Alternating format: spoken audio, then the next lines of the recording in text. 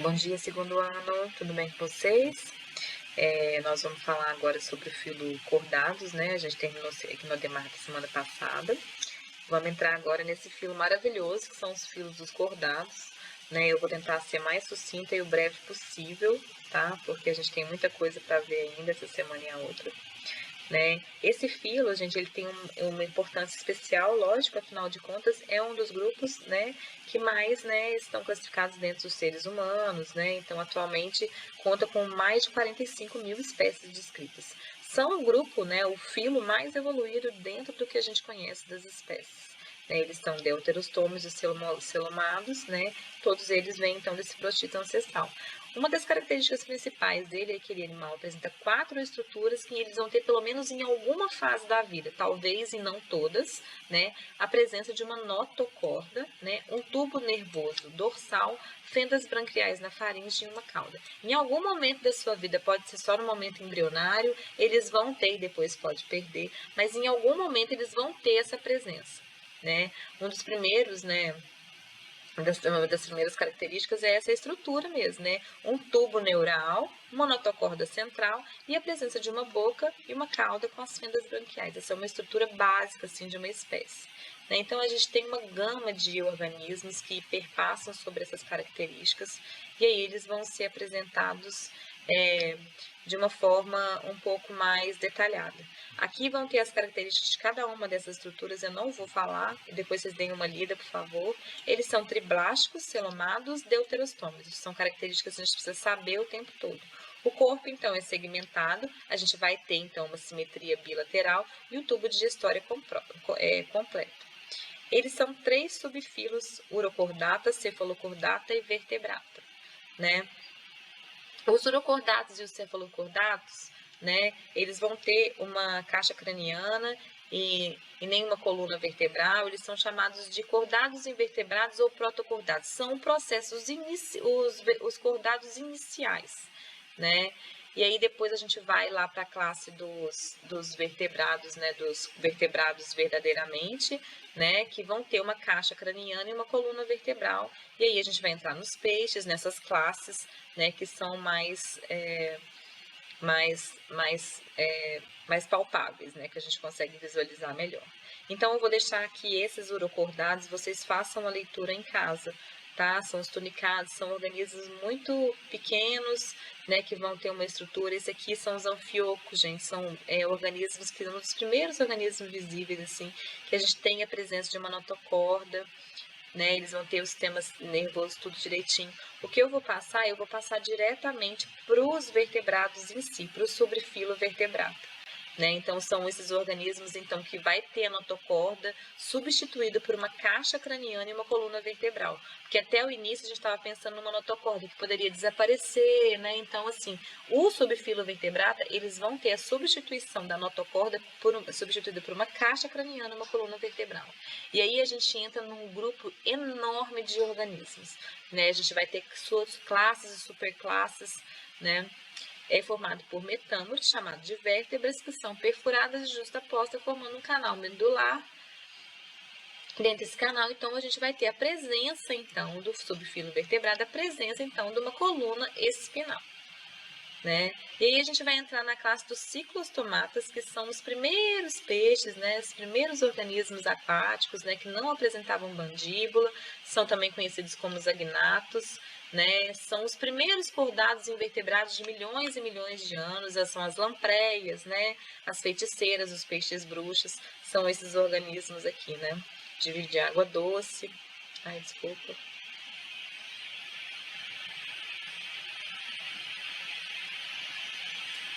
Né? Então, são organismos muito, né? As lampreias têm uma boca versal arredondada, né? Não sei se alguém aqui, né, da aula que já conseguiu, já viu, já teve a observação, né? A respiração é branquial, fendas branquiais, eles vão ter uma estrutura de 2 câmeras, né? Todas umas características aqui que vão colocar, então, eu peço para vocês façam a leitura desses organismos, mas eu estou querendo entrar diretamente na classe que eu acho... Ai, meu...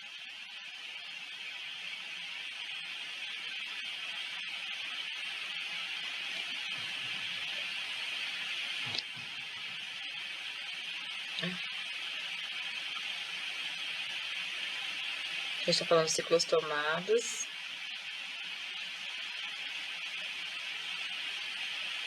E aí, aqui a gente tem uma imagem. Esse aqui é como se os peixes são colocados numa superclasse, né, chamada de Pisces, né? E aí a gente vai ter duas classes que são super importantes, são os condrictes e os osteíctes, né?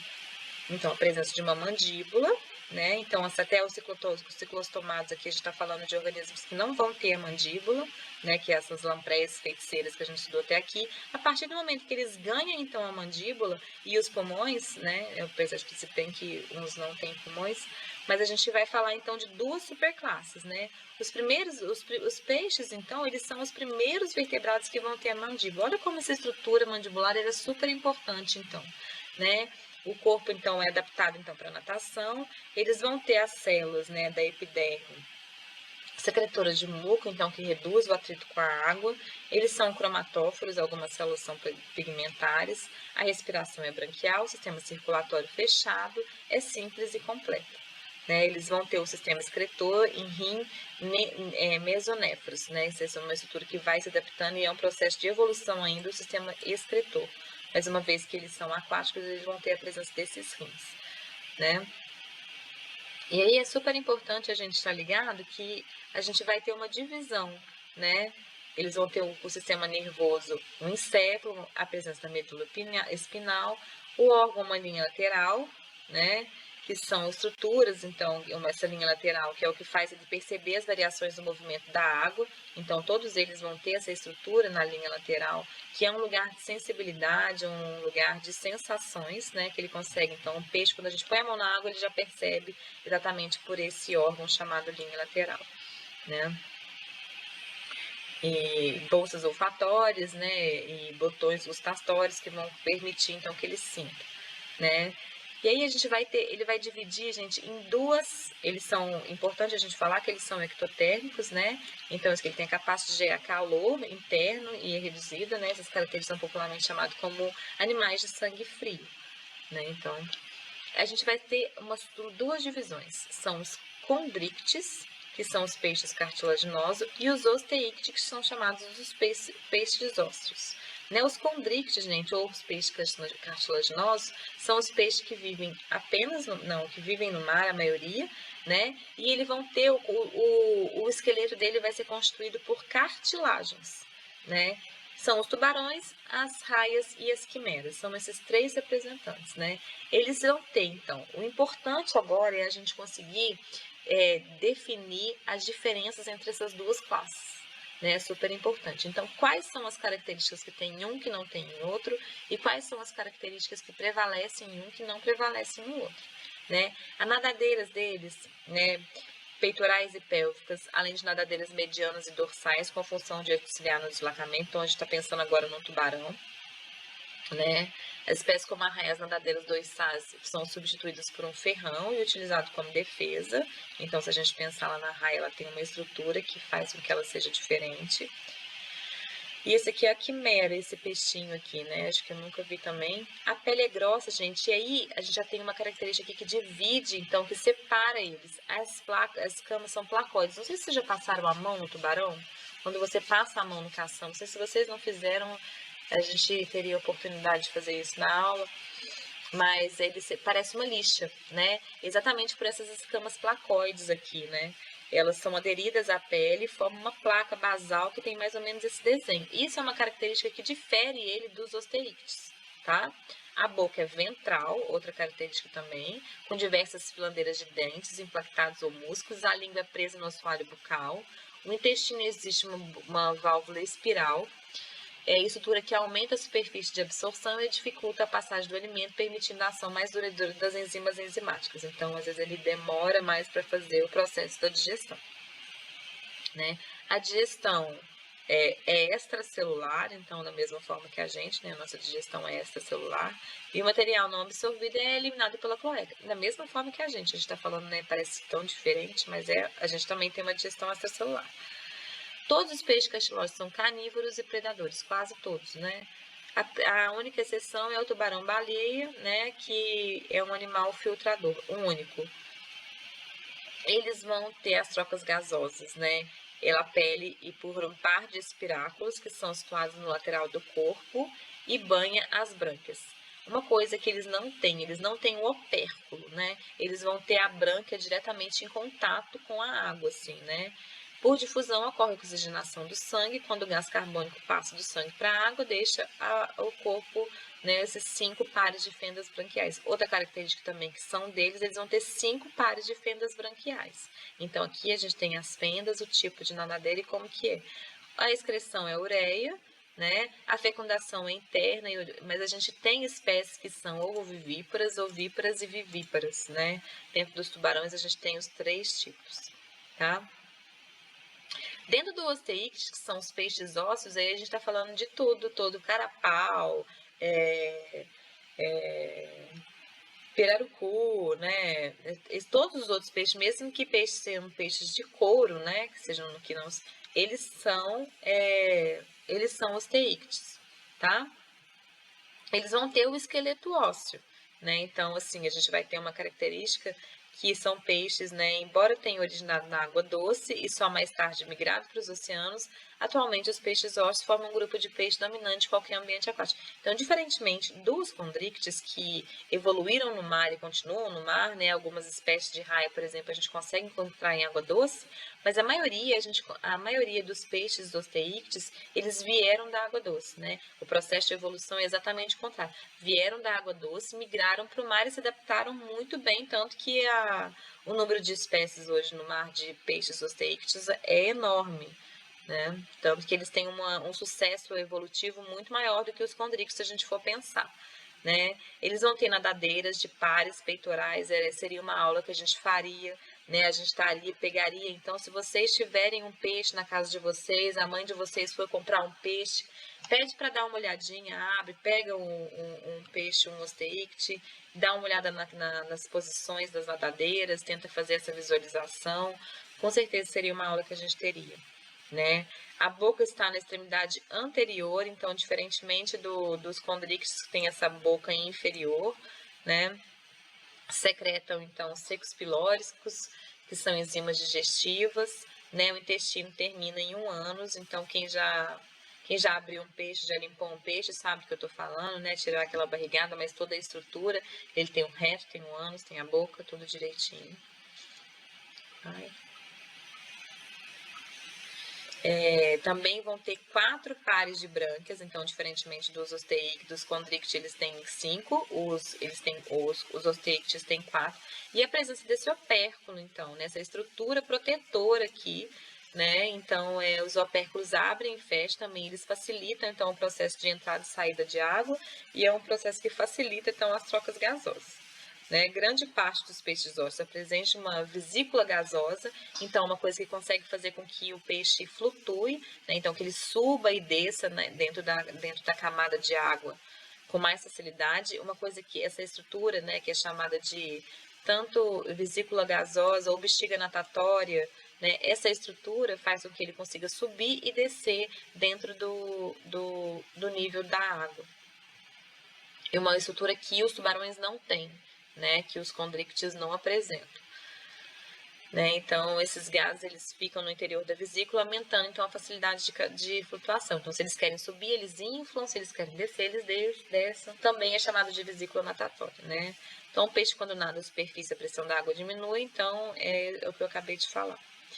Né? Os peixes dipnóicos ou pulmonados, a vesícula gasosa pode funcionar como uma espécie de pulmão. Então, são peixes que vão aguentar muito tempo fora da água, né? Eles conseguem resistir longos períodos fora da água respirando por meio dessa vesícula gasosa.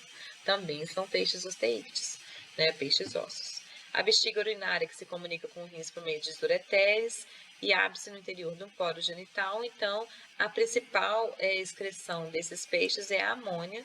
A fecundação ela pode ser tanto interna ou externa. Vocês vão ver que ao longo do processo de evolução, até a gente chegar nos mamíferos, isso vai cada vez se tornando mais específico, né? Eles são ovíparos, ovovivíparos, o desenvolvimento pode ser interno ou indireto, né? Então, eles têm sempre a formação dos alevinos, né? Que são essa estrutura, essa forma do peixe larval. Né? Eles habitam águas de rios de doce, né? E tem muitas espécies que vão fazer, então, a piracema, que é subir aonde eles nasceram, né? Onde ocorreu a postura dos ovos, eles migram nesse lugar para conseguir, então, fazer a sua postura de ovos, aonde exatamente eles nasceram, né? E é isso, pessoal, 15 minutos de aula. Eu vou ter que fazer umas aulas mais rapidinhas, assim, eu não sei nem como que eu vou conseguir. A gente já teria que estar aqui já falando da classe anfíbia, eu acho que eu vou falar rapidinho, a gente vai ter que fazer umas aulas bem sucintas, né?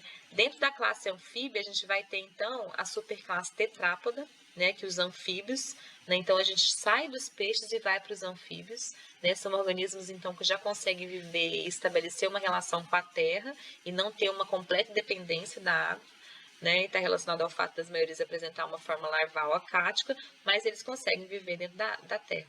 Eles apresentam essa questão da dependência da água no momento de reprodução. E também eles precisam ficar em lugares úmidos, né? Não existem espécies marinhas. Ai.